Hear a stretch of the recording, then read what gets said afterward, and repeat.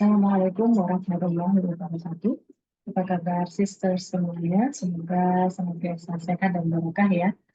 Pada kesempatan kali ini saya mau mendiskusikan ya berkaitan dengan mengelola keuangan.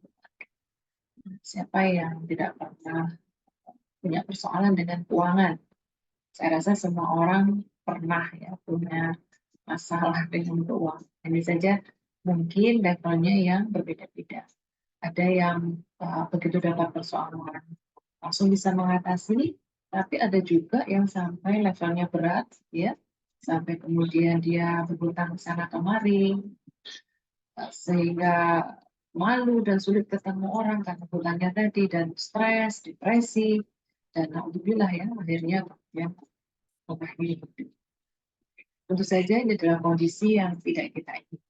Kita inginnya dalam kehidupan ini apa yang kita butuhkan, apa yang kita inginkan itu bisa kita selesaikan dengan baik, bisa kita kelola dengan baik.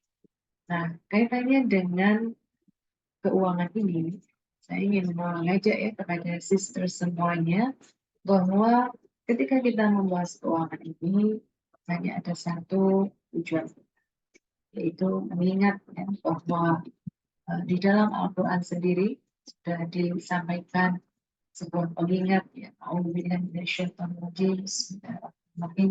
Ya ayyuhalladzina amanu taqullaha wa tanzur nafsum ma qaddamat lighad. Wattaqullaha innallaha khabirum bima ta'malun. Wahai orang-orang yang beriman, bertakwa kepada Allah dan hendaklah setiap orang memperhatikan apa yang telah diperbuatnya untuk hari esok. Dan bertakwalah kepada Allah, sungguh Allah maha teliti terhadap apa yang kami ucapkan. Nah, ayat ini mengandung ajaran untuk kita selalu muhasabah, mengevaluasi setiap apa yang kita kerjakan. Dan biasanya dipakai untuk apa saja, semua aktivitas apa saja yang pernah kita lakukan, adalah kita seringkali untuk melakukan evaluasi. Apakah yang kita lakukan hari ini atau yang kemarin gitu ya, itu sudah lebih baik gitu ya, semakin meningkat, semakin baik gitu ya. Dan tidak kecuali dengan persoalan keuangan. Nah, kaitannya adalah bagaimana kita itu mempertanggungjawabkan apa yang kita miliki, apa yang kita terima, kemudian kita juga bisa bertanggung jawab terhadap apa yang kemudian kita keluarkan, kita habiskan, kita belanjakan. Nah, jadi tujuan kita belajar atau memahami bagaimana memanage ya, keuangan ini, terutama keluarga ini, agar kita masing-masing dapat mempertanggungjawabkan kekayaan, dapat mempertanggungjawabkan harta yang dititipkan oleh Allah, supaya semua titipan itu bisa kita gunakan dengan sebaik-baiknya, sesuai dengan apa yang dimaui oleh pencipta. Jadi kita tidak melanggar, kita tidak menyalahi dari ketentuan-ketentuannya. Nah, untuk itu bahasan tentang manajemen keuangan ini tentu saja harapannya adalah tidak hanya kemudian bagaimana kita punya finansial yang aman di dunia, tetapi juga aman di akhir. Baiklah, selanjutnya dalam kaitannya dengan itu memang banyak ya persepsi di sekeliling kita ya, atau mungkin kita sendiri juga punya persepsi demikian ketika kita enggan untuk mengelola keuangan. Apa saja? Biasanya ada pendapat yang mengatakan itu urusan duniawi gitu ya, nggak usah lah kita terlalu sibuk ngurusin itu gitu ya. Atau juga semacam adanya pendapat bahwa udahlah ya masalah harta itu sudah ada yang ngatur, nggak usah kita repot-repot untuk mikirin itu. Kemudian pasrah aja gitu ya, apa yang terjadi terjadilah gitu ya. Udah ini pasrah tingkat dewa. Tapi yang kita tahu ya, kadang-kadang kayak begini ini kalau kemudian juga ada problem ya dia juga bingung akhirnya ketika tidak punya apa namanya kebebasan finansial. Nah, Ada pula yang mengatakan apa yang kita terima, apa yang kita punya, udah kita nikmati aja gitu ya. Nggak usah lah mikir jauh-jauh ke belakang, harta nggak dibawa mati gitu ya. Tapi ada juga yang bilang, oh harta dibawa mati ya. Karena apa? Di harta yang kita keluarkan di jalan Allah nanti akan dibawa mati kan gitu ya. Atau justru yang ekstrim. Oh, udahlah, apa yang kita punya itu dihabiskan aja. Nggak usah kita timbun-timbun. Gitu ya. Ini adalah berbagai macam mindset yang ada di sekeliling kita. Nah, mungkin di antara sister semuanya juga ada ya, mindset-mindset yang lain gitu ya, yang mungkin belum terwakili di sini ya boleh kemudian nanti komen di kolom komentar. Ya. Mindset seperti apa? Gitu. Nah, oleh karena itu saya ajak tadi kita menyamakan persepsi bahwa kita apa namanya berusaha untuk lebih baik mengelola keuangan itu supaya apa?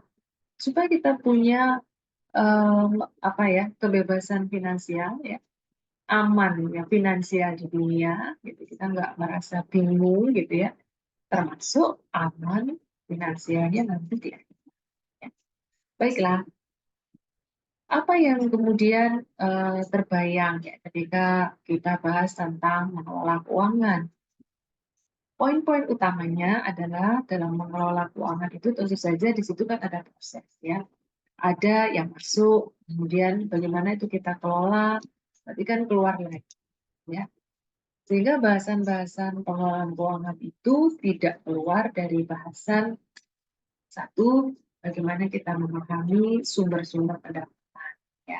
Jadi sistem semuanya juga harus tahu ya cara-cara seperti apa yang diizinkan oleh agama kita gitu ya untuk bisa mendapatkan harta, bekerja, pekerjaan yang seperti apa. Nah, ini kan juga perlu diiringi dengan ilmu yang cukup ya, supaya tidak sekedar yang penting saya dapat uang, tetapi bagaimana apa yang kita dapat itu menjadi barokah.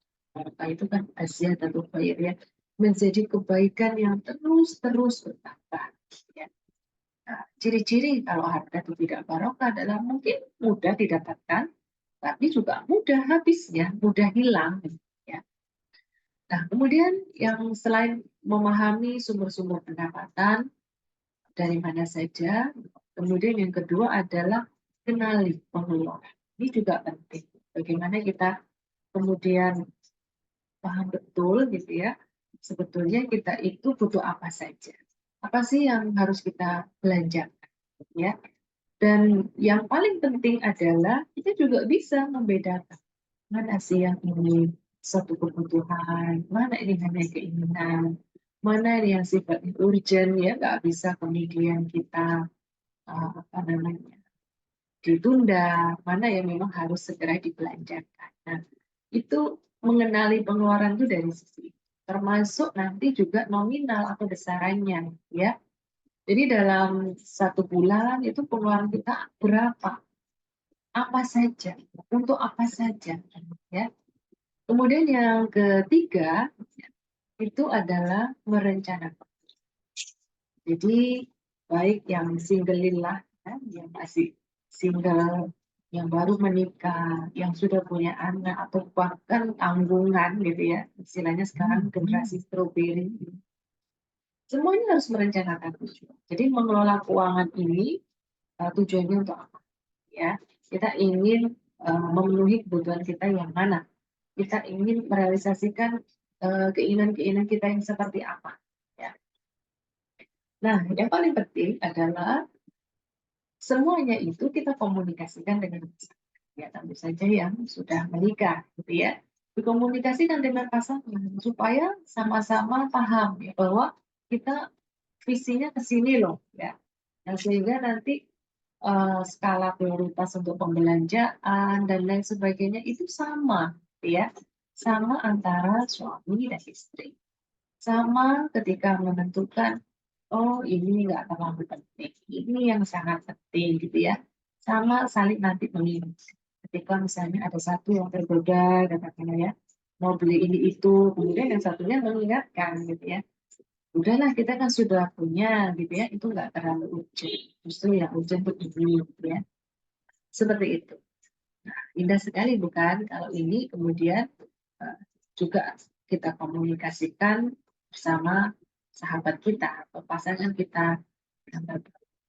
Nah, yang berkaitan dengan yang pertama tadi yaitu mengidentifikasi sumber penerimaan. Nah, bisa jadi kondisi kita tidak sama gitu ya. Ada yang penghasilan itu dari satu saja, dari satu pintu saja. Mungkin dari suami saja gitu ya, atau mungkin belum menikah ya, dirinya sendiri berarti, kan? Nah, ada juga yang sumber penerimaan itu dari dua pintu. Ada suami dan juga ada istri yang bekerja. Nah, ini juga perlu menjadi satu hal yang kita perhatikan gitu ya. Karena dalam Islam juga nanti ada harta istri, ada harta suami, harta wanita yang bekerja seperti itu. Atau kita juga punya penghasilan lain ya, selain penghasilan yang sifatnya rutin mungkin ya. Ada penghasilan tambahan ya. Mungkin karena kita punya keahlian-keahlian tertentu, kadang-kadang gitu ya kita menerima order atau kadang-kadang juga melakukan pelatihan mungkin yang bentuknya soft skill gitu ya. Nah, ini kita identifikasi ya. Kira-kira potensi kita untuk bisa mendapatkan sumber penerimaan itu apa saja. Nah, kemudian yang kedua itu adalah mengidentifikasi pengeluaran. Bagaimana cara mengidentifikasi pengeluaran ini? Cara pertama itu adalah kita mencatat semua pengeluaran. Nah, bagi yang dari single, kemudian menikah, ya tentu saja mulai berubah. Ya, mulai berubah pola pengeluarannya. Apalagi yang punya anak. Apalagi anak yang tidak hanya satu, banyak. Gitu ya. Maka yang bisa kita lakukan sebelum kita mengetahui bagaimana sih pola pengeluaran kita, apa saja pengeluaran kita, maka yang lebih baik itu adalah kita catat. Ya, kita catat saja semuanya, kita catat. Hal yang besar, hal yang kecil kita catat semuanya. Jadi idealnya kita punya buku catat. Nah setelah itu mungkin 1 bulan, gitu ya, 2 bulan, ya, maka kita sudah mulai bisa mengklasifikasikan ya, semua pengeluaran yang kita lakukan.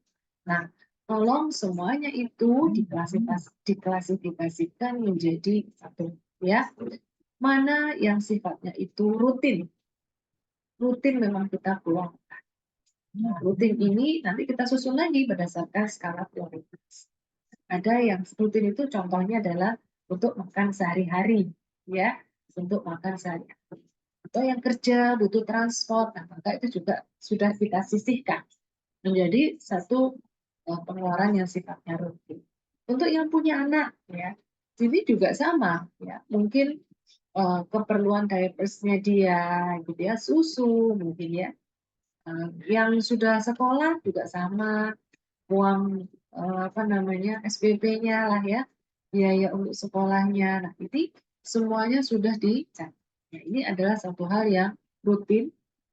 Kalau bikin skala prioritas berarti ini yang utama. Ya, jadi harus kita sisihkan dulu. Jangan sampai kemudian malah nanti kita belanja yang tidak urgent gitu ya, yang penting ini malah nggak ada. Kemudian yang kedua, kita juga kadang mulai ya mengamati, mulai mengenali gitu ya. Ada pengeluaran-pengeluaran yang sifatnya insiden. Misalnya ada yang melahirkan, ada yang menikah ya, atau mungkin kita menjenguk orang sakit gitu ya, atau sedekah gitu ya. Nah, ini juga perlu coba kita anggarkan ya, kita tahu besarannya itu kira-kira berapa. Bahkan idealnya itu kita sudah prepare gitu ya. Misalnya bulan-bulan ini sudah mulai banyak bulan Rajab gitu ya. Banyak orang yang menikah. Nah, itu juga butuh pengeluaran ekstra ya. Nah, tentu saja berapa yang kita keluarkan itu banyak tergantung pada dekat atau tidaknya orang yang mengundang gitu ya. Kemudian perlu atau tidaknya kita hadir. Ya.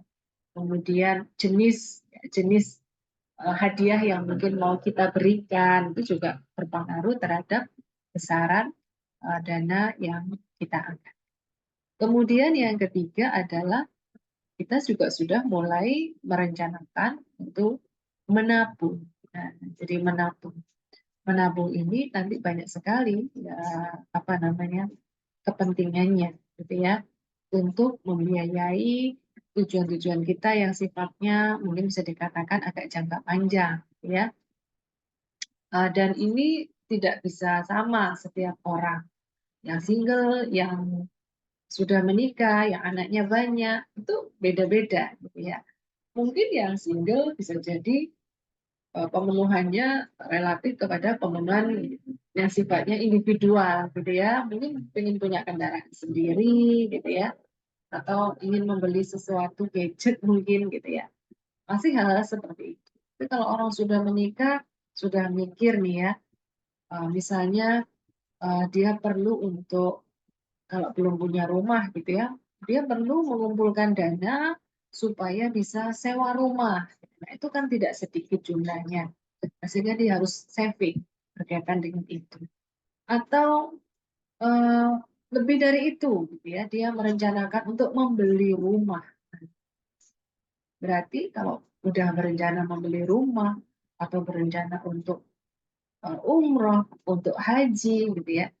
Nah, ini berarti butuh, gitu ya, dana yang tidak sedikit. Nah, maka kita sudah mulai merencanakan untuk menabung. Jadi yang mindset tadi semua mau dihabiskan saja, ya, itu sudah mulai harus berubah, ya, mulai harus berubah. Kita juga punya katakanlah impian, kita punya keinginan-keinginan di masa depan. Nah, itu kita coba untuk berusaha untuk memenuhi sendiri, ya. Siapa yang tidak ingin gitu ya, ketika misalnya kita mendengar berita, oh si A tahun ini akan berangkat haji, oh dia akan berangkat umroh. Kita mungkin eh, kebayangnya enak ya gitu ya, tapi kan kita tidak tahu upaya yang mereka lakukan sampai bisa mengumpulkan dana itu sehingga bisa disetor, bisa untuk beli tiket umroh haji gitu ya. Nah, sehingga kalau kita juga punya keinginan seperti itu, maka ya harus direalisasikan dengan amal yang sifatnya real. Ya. Apa? Ya kita tahu biayanya nggak sedikit, maka ya mulailah dengan cara menabung. Ya, mulailah dengan cara menabung. Khusus mungkin ya, punya pos gitu ya, nah, punya kotak, atau ya sekarang nggak zamannya kotak ya, punya rekening yang khusus itu untuk haji atau umroh. Yang kita juga punya komitmen ini nggak boleh ya kita ambil. Insya Allah kalau seperti itu sambil berdoa gitu ya, insya Allah Allah yang akan cukupkan, insya Allah Allah akan mampukan, insya Allah akan berangkat ya. Jadi semua yang ada di sini saya doakan yang belum umroh, belum haji, semoga segera dimampukan Allah ya. Amin. Baik, yang terakhir mungkin sifatnya agak teknis gitu ya, lebih spesifik lagi. Kalau tadi ada identifikasi pengeluaran gitu ya. Satu lagi ya, nanti kalau misalnya belanja gitu ya, untuk pengeluaran itu karena sudah tahu nih ya pengeluarannya apa saja. Jadi untuk tertib pengeluaran kita juga perlu bikin list kan kalau misalnya mau belanja. Nah, ini nanti kita bicarakan di kesempatan yang lain ya, bagaimana belanja yang efisien gitu ya. Ya, tadi saya sampaikan yang terakhir adalah mungkin sampai pada hitungan yang jumlahnya angka. Jadi angka ini sebetulnya tidak apa ya, tidak mutlak gitu ya, karena bergantung pada value, bergantung pada keinginan atau cita-cita dari masing-masing keluarga, ya.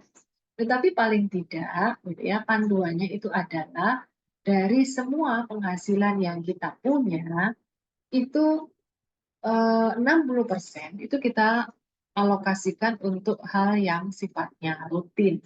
Ya, yang tadi ya, sifatnya rutin dan ya utama. Makan sehari-hari gitu ya, kemudian bayar sekolah. Tapi kemudian makan di mana, nah itu menjadi sesuatu yang pos lainnya yaitu non rutin gitu ya. Atau misalnya kita ingin pergi keluar kota, nah itu yang menjadi yang non rutin. Ya. Nah ini kita sisihkan ya angkanya bisa 10%. Kalau misalnya kita ingin cepat realisir ya ditambah. Berarti yang lainnya harus berkurang kan gitu ya. Tapi untuk saving amannya adalah 30%. Kalau misalnya belum bisa 30%, mau coba belajar menabung, ya berarti mulai 10% dulu gitu ya, 20%. Kalau bisa nanti stuck di angka ini. Nah, saving itu nanti juga di dalamnya terkandung dana untuk dana darurat. Ya. Dana darurat itu sifatnya sesuatu yang tidak kita prediksi, gitu ya. Ada sesuatu yang insidental dan itu urgent. Yang memang kita tidak menginginkan ada anggota keluarga yang sakit, gitu ya, atau musibah lainnya, ya. Tetapi alangkah baiknya kita siapkan dana darurat ya dari ini.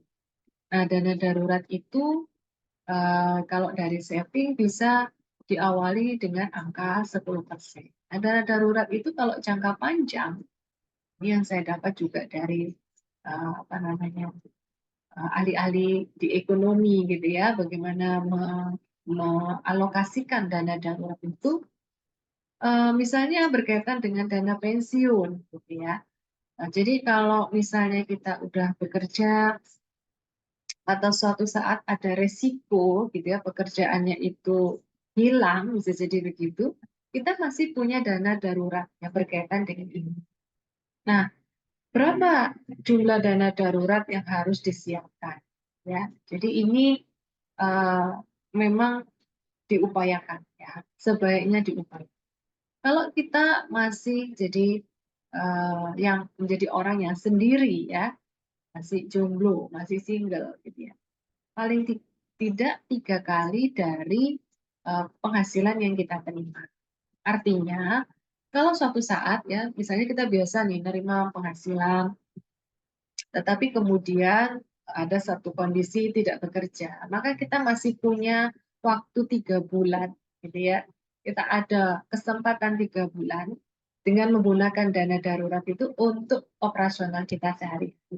Jadi nggak betul-betul kosong, nggak betul-betul nggak ada duit, gitu kan. Nah, itu maksudnya penggunaan dana darurat, ya. Kemudian kalau orang yang menikah, idealnya adalah 6 kali dari penghasilan yang dia punya. Kalau sudah ada tanggungan, ada anak, 12 kali. Nah, dana darurat ini bisa kemudian kita penuhi dari tadi ya, saving misalnya ya, nah saving 10% gitu ya, untuk memenuhi target 3 kali ini. Kalau misalnya sekarang gajinya 10 juta misalnya, berarti harus siap kalau yang single 30 juta kan gitu ya. Kalau sudah terpenuhi, ya sudah terpenuhi. Berarti kita sudah punya dana darurat, maka yang lebihnya itu adalah bisa digunakan untuk investasi. Ya. Jadi investasi itu mungkin dalam bentuk apa namanya kita bersirkah dengan orang lain gitu ya, belajar berbisnis dengan orang lain, atau mungkin juga kita simpan dalam bentuk apa namanya emas dan lain-lain ya. Tapi ini kaitannya dengan tadi ya investasi di saving ya. Di saving itu kalau kita punya dana tadi ya, punya keinginan misalnya mau naik haji, mau umroh itu kan di saving gitu ya. Nah, mungkin karena mengantisipasi nilai mata uang yang juga semakin menurun, bisa disimpan dalam bentuk yang kemudian. Tapi perlu diingat bahwa menyimpan gitu ya, menyimpan logam mulia itu juga atau juga uang tunai harus dikeluarkan zakatnya, ya. Jadi perhatikan nisabnya gitu ya dan sudah memenuhi haulnya 1 tahun. Jadi simpanan-simpanan yang bentuknya non rutin, kalau rutin kan habis ya biasanya habis dikonsumsi. Kalau non rutin saving itu kita yang harus hati-hati. Ketika nominalnya mencapai kalau emas 85 gram emas gitu ya. Kemudian kalau tabungan itu ada ulama yang mengatakan mengikuti apa namanya ukuran yang terendah yaitu dari perak dengan 200 dirham. Nah, itu setara dengan sekitar 7,5 juta rupiah. Gitu ya. Kalau kita sudah punya dana tadi ya, rutin atau saving atau darurat yang nilainya setara dengan itu, artinya juga sudah wajib dikeluarkan zakat. Ya. Nah, salah satu cara kita juga memenuhi dana darurat dengan singkat itu adalah mungkin kalau kita juga dapat penghasilan-penghasilan yang sifatnya insidental, langsung bisa kita alokasikan untuk dana darurat. Dapat bonus ya atau dapat THR itu juga bisa kita alokasikan untuk dana darurat. Dan sebaiknya ini ada dalam rekening yang terpisah supaya tidak mudah digunakan. Nah, jadi tidak tergoda untuk main gesek. Jadi kalau bisa rekening lain tapi juga akses untuk bisa mencairkan itu kita juga membatasi, gitu ya. Nah, ini tadi saya sampaikan bahwa kalau sudah terpenuhi semua dana daruratnya, baru nanti kita berpikirnya tentang investasi. Bagaimana mengembangkan harta yang dimiliki. Oke, baik, sister semuanya, semoga apa yang saya sampaikan ini bisa menambah gitu ya, menjadi insight baru, terutama di awal tahun ini ya, yang mungkin pengelolaan keuangannya masih ada problem, ada kebingungan bagaimana cara mengaturnya. Mari kita awali ya, di awal tahun ini, mulai tertib pencatatan ya, termasuk juga mulai tertib untuk membelanjakan, sesuaikan dengan skala prioritas ya. Kemudian sesuaikan maksudnya kita juga harus tegas ya memisahkan mana yang ini adalah satu kebutuhan dan mana yang hanya keinginan saja. Insya Allah kita akan bertemu di video berikutnya dengan topik-topik yang lebih menarik. Semoga bermanfaat. Assalamualaikum warahmatullahi wabarakatuh.